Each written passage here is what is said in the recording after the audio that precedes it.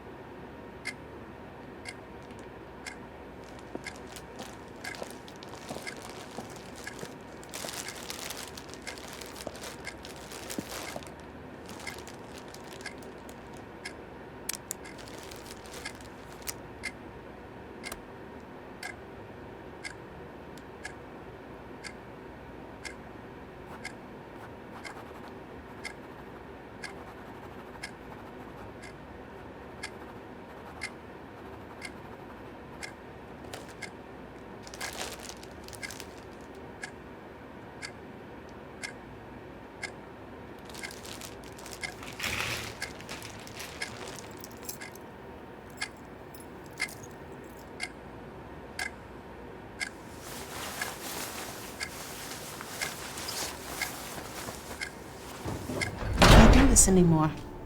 So what you saying? You leaving me? I can't do this anymore. The fuck you mean you can't do this? Down. Let me get that. That's my girl. Yeah, baby.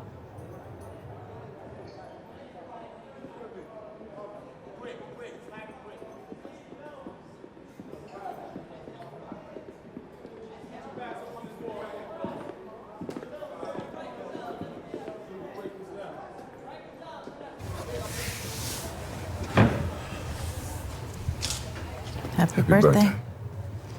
How are you? I'm doing as good as can be expected. God, it's been 11 years since... Yeah, I know. Well, at least we never missed one. Yeah, hopefully we never will.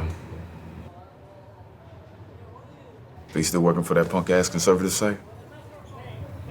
This shit? You know, I come to see you on our birthdays, and you just gonna give me the same damn thing. I mean, you know you was wrong for that, though, sis. I mean, you just out here perpetuating the stereotype. And what about you, huh? What are you doing? The same thing.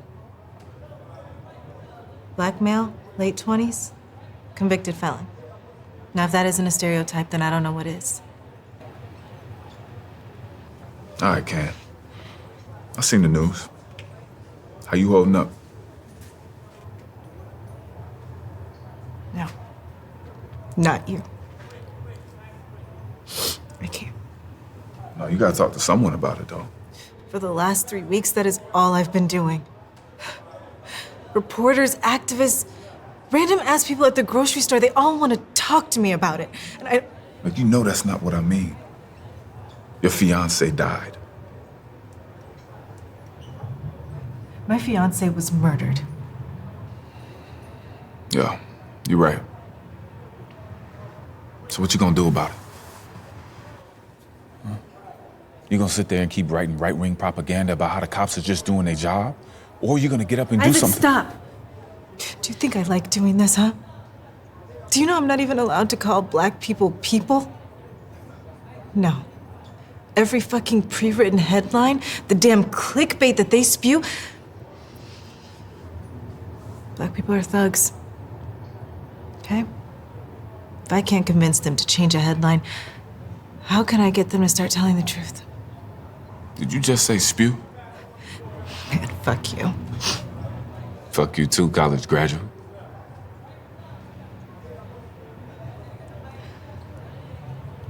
I was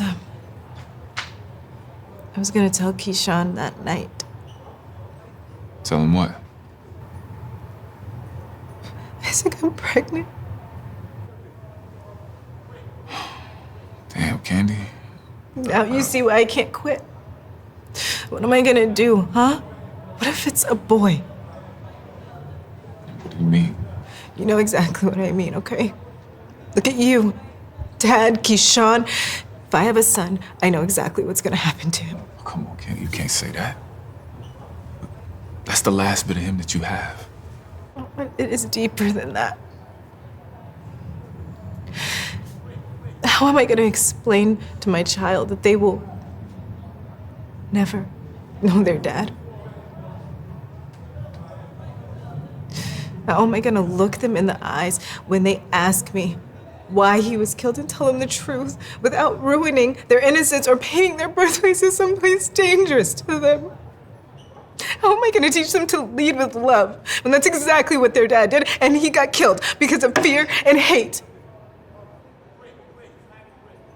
Now, this place is not safe for a black child, especially mine, whose father was killed by police, whose grandfather died in prison, and whose uncle is locked up for life. Exactly. Doesn't even matter that you're innocent. Nah, because they proved that I was guilty.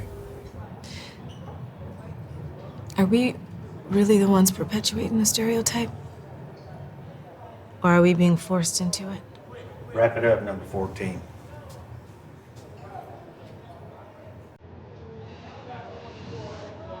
Look, Kandi, you smart, right?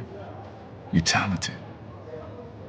But more importantly, you're the only Lewis left with a voice. Use it.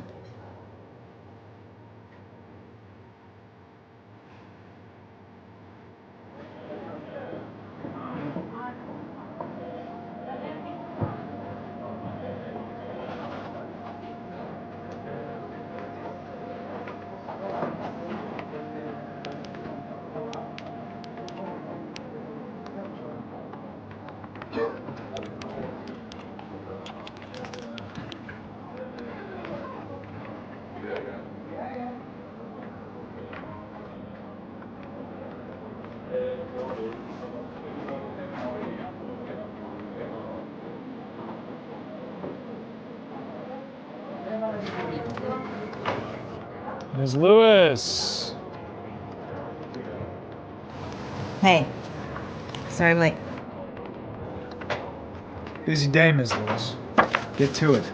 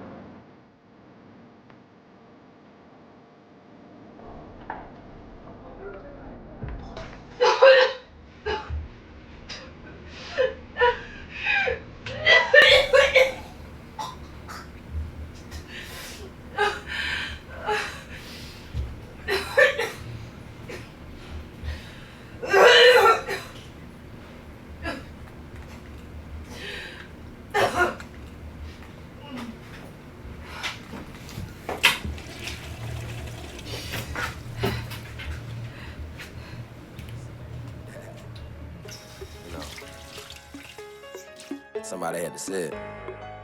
All the way that direction. Repeat.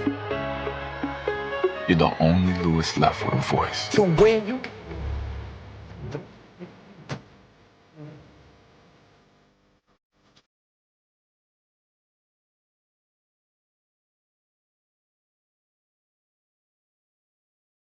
Use it.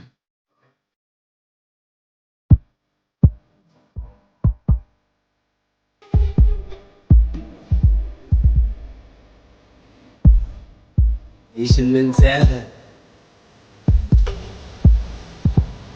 Oh, yeah. Well, I'll see you at the 9th hole, buddy. Absolutely. Yeah. No, it'll be there. Ms. Lewis, now is not a good time. We need to talk. Right now. Howard, let me call you right back. This better be good. How could you, Mr. Bergman? Even for you, this is a new low. Can I get to the point? The story you assigned to me today. One, it is beyond insensitive that you would assign that headline to me. And two, To expect me to write about my fiance's murder from the fucking cops or cleared point of view is completely heartless. And 3, I have worked here for almost 3 years now, and I have never given you any attitude about the way I have to write about my people. I have bitten my tongue so many times, it's a wonder it hasn't even fallen off by now. But I am gonna speak up, because the level of disrespect you have just shown Quite enough. Firstly, I gave it to you because I figured no one else would be able to spin this story with the level of tact needed not to hurt you other than yourself. Secondly, the story's hot. You can't run away from it. We're the highest rated news aggregate site on the East Coast, so our audience will notice if we don't report on this. It was my respect for you that made me give you this assignment, rather than letting one of our other writers butcher your dead fiancé further. You can't be serious.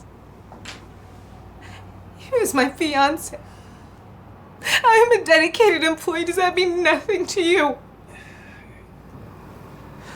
You knew who our audience was when you took this job.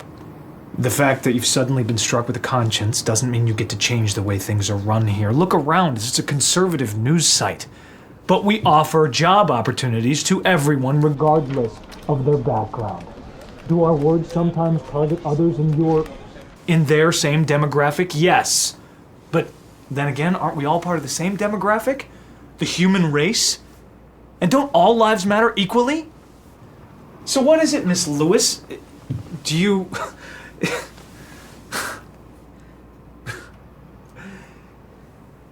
You're happy to make money here. You're happy to work here just so long as we don't hit too close to home. You need a job. You need money. You need something from me. We're all readers need something from you. It's not right. You know it's not right. If there wasn't an audience, there wouldn't be a need for us, but there is. 5.2 million people worth of an audience, and that's just counting Twitter. This is a machine. It's not personal. It's business.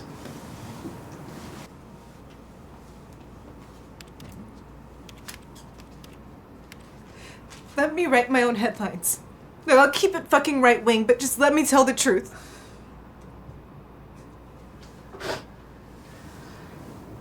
People don't really want the truth. There's no excitement in that. That's why we exist.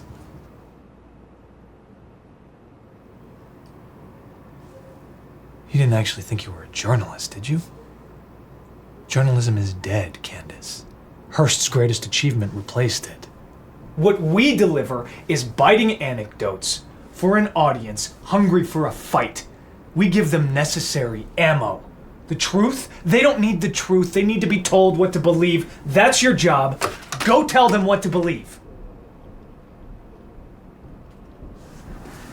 Yeah, I'm really sorry about that, Howard.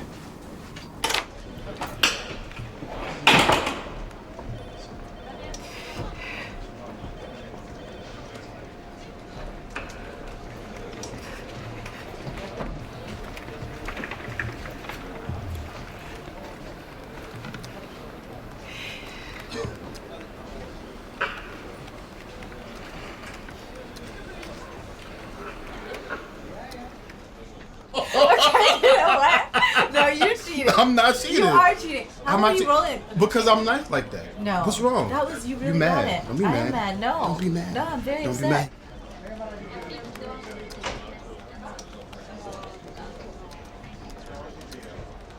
Oh, nasty. All right, I gotta go. I gotta go. All right, okay. I'll see you later.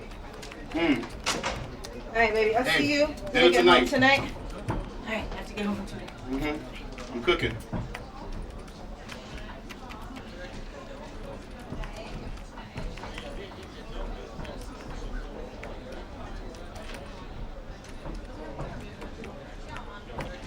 On January 14th, 2020, Keyshawn DeMarcus Williams was shot and killed by officers of the Forsyth County Police Department.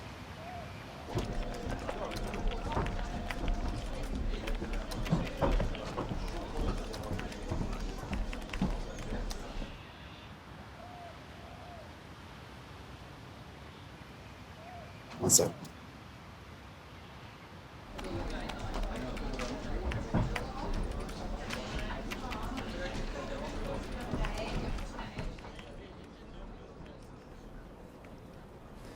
Kandi.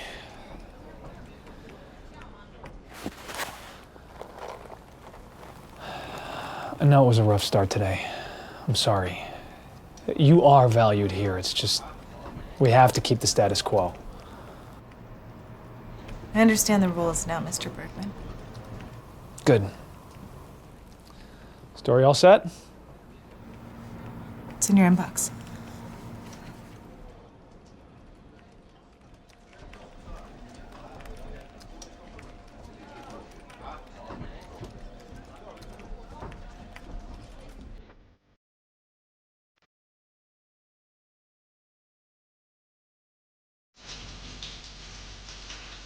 He was a 33-year-old black male.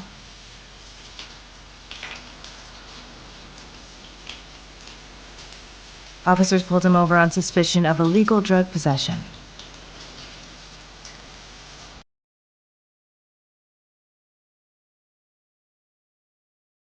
Williams stood his ground and asked officers if they had a warrant, at which point the officers asked him to step outside of the vehicle.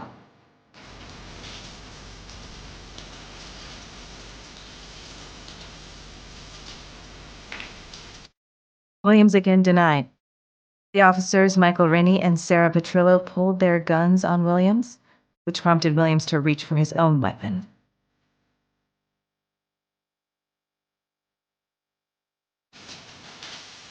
His cell phone.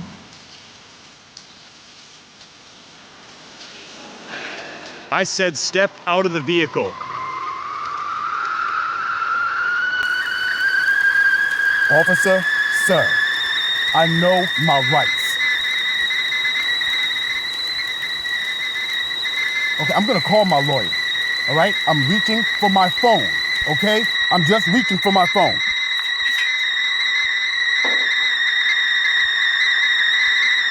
The officers feared for their lives.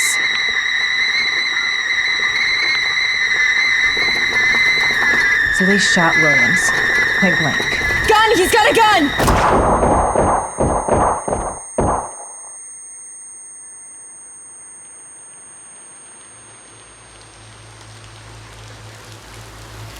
All he wanted to do was record the injustice that he was currently facing, the illegality of the situation that he found himself in. He never got that chance.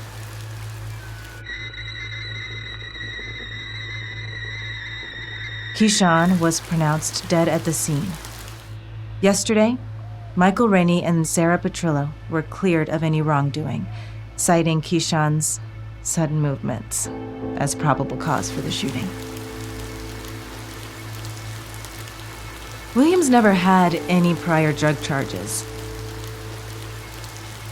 He was a mechanic who doubled as a dog walker on the weekends.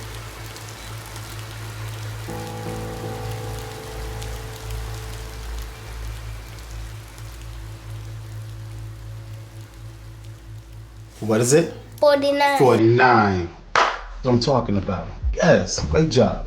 And he tutored underprivileged children during the week.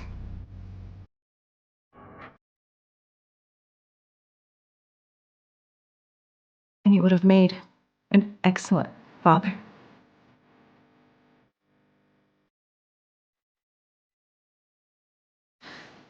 There is a war going on against our people. Keyshawn was not the first victim, nor will he be the last.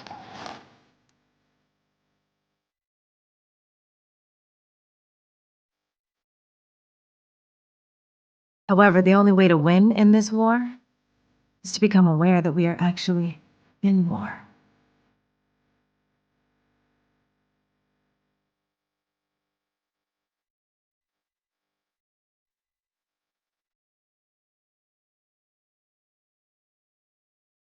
It's time to expose what is really going on.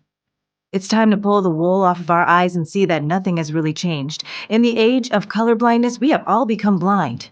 Jim Crow is alive and well, and the only way to stop it is to understand the subtleties under which it now operates. We have all been played. Black, white, and other. We are not each other's enemies. But we do all have a common foe, and right now, they are winning. Open your mind, open your eyes, and arm yourselves with knowledge.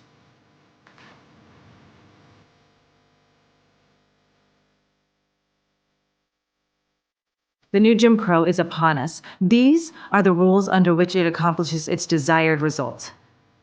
These are the majority rules. And this is only the beginning.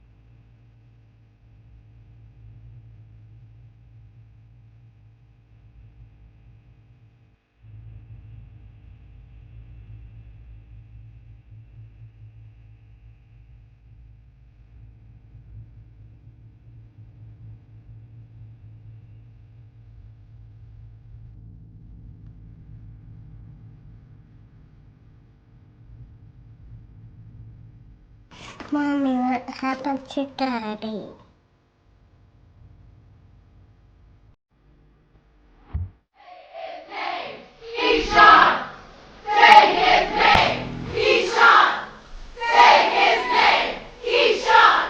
There is a war going on against our people.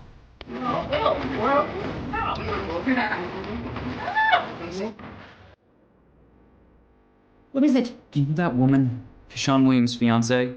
Yes, of course. Well, looks like she knows you too.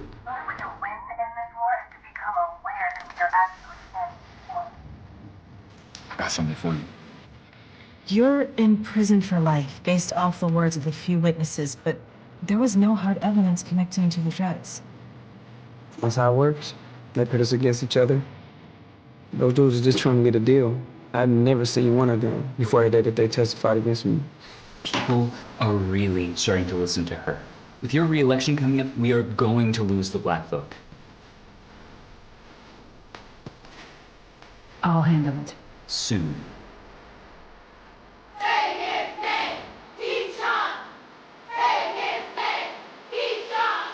Everyone wants to talk to you, sis. You're really doing something here. Don't stop. Be careful.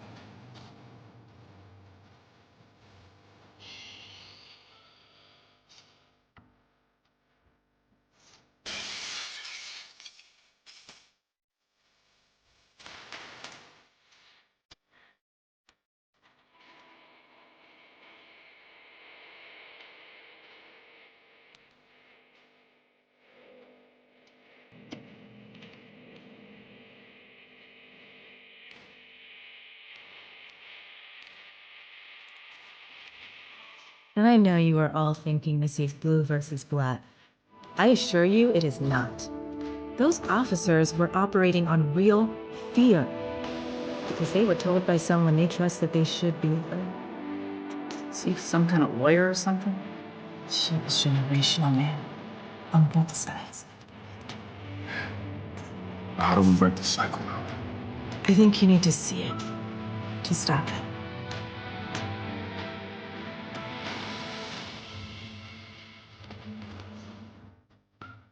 The new Jim Crow is upon us.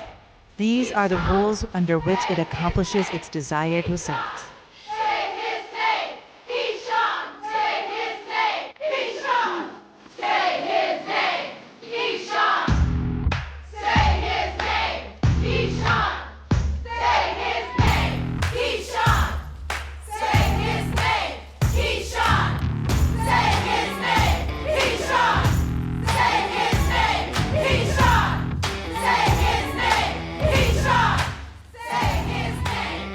These are the majority rules.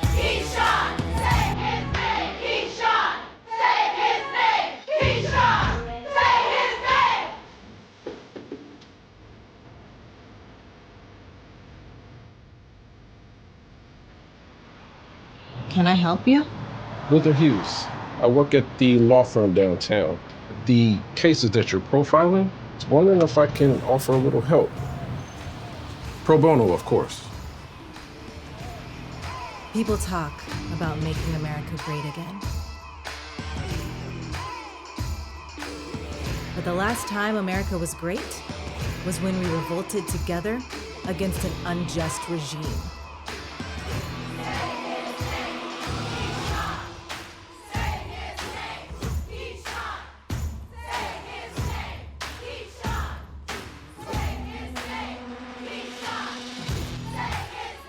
So, who's ready to be an American?